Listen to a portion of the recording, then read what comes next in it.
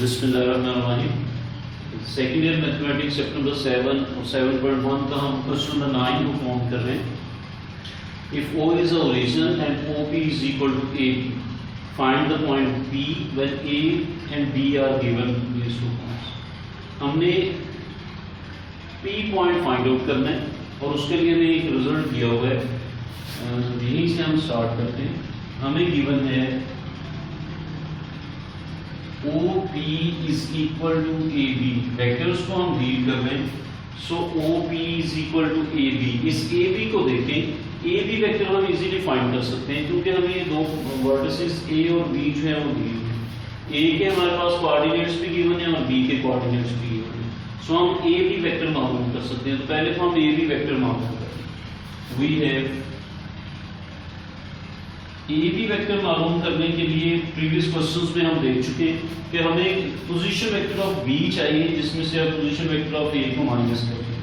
सो हमें चाहिए OB minus OA, position vector of B minus position vector of A। और हम प्रीवियसली डिस्कस कर चुके हैं कि बड़े सिंपल होते हैं।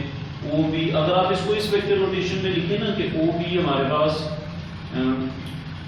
B के जो आपके वर्टिसेस हैं, B के वर्टिसेस हमारे पास गिवन है, ये A और B के रिस्पेक्टिवली हैं।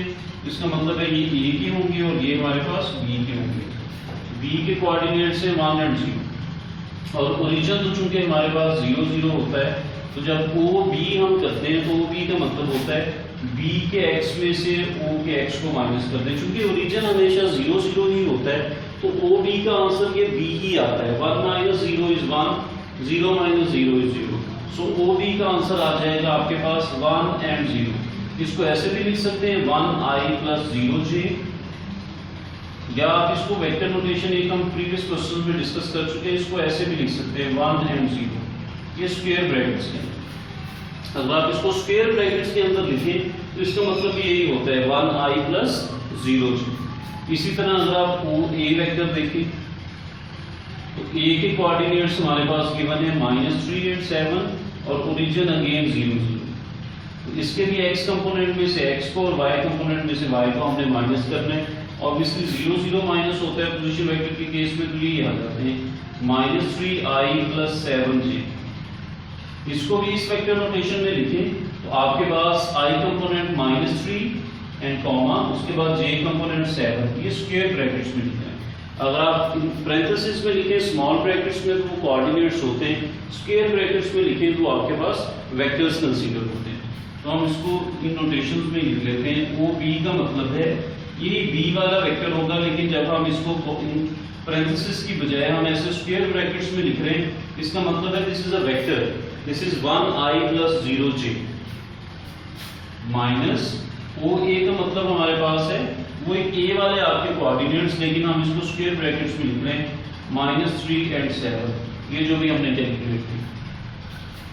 आप इसको ऐसे वो कैलकुलेशन आपको बता दी, आप इसको ऐसे डायरेक्टली लिख सकते हैं। OB कोई B के कोऑर्डिनेट्स लिखे लेकिन स्क्वायर ब्रैकेट्स के अंदर, OA कोई A के कोऑर्डिनेट्स लिखे लेकिन आप उसको स्क्वायर ब्रैकेट्स के अंदर लिखते हैं। आप जब वेक्टर्स को माइनस करते हैं तो आपके I कंपोनेंट में से I कंपोनेंट को माइनस करते हैं 1 minus 3। इसी तरह J कंपोनेंट में से J कंपोनेंट को माइनस करते हैं, ये आपका यहाँ पे होगा 1 minus 1 में से माइनस कर दें -3 को, तो ये माइनस और माइनस हमारे पास +3। इसी तरह हमारे पास होंगे 0 minus 7, ये A भी हमारे पास हो जाएंगे 4 and -7। ये A भी वेक्टर हमने मालूम किया। हमने P के कोऑर्डिनेट्स फाइंड आउट करने हैं। हम P के पॉइंट्स ले लेते हैं कि जी लेट P के कोऑर्डिनेट्स हमारे पास हैं P of x y is a required point। इसको हमें मालूम करना है P of x y को। अब यहाँ पे हमें लेफ्ट हैंड साइड पे चाहिए OP position vector of P है एक्चुअली। सो OP हम लिखेंगे तो जैसे अभी हमने ये लिखे थे OB and OA, तो OP लिखेंगे तो भी आप ऐसे ही स्क्वायर ब्रैकेट्स में लिख दें। OP P के ही कोऑर्डिनेट्स होंगे x and y। एक्चुअली ये लिखा हुआ है xi plus yj। पी के कोऑर्डिनेट्स में से 0 0 को माइनस किया तो ये एक्स वाई के फॉर्म में हो गया। अब ये नोटेशन ले लें या इसको एक्स आई प्लस वाई जे की फॉर्म में भी लिख सकते हैं।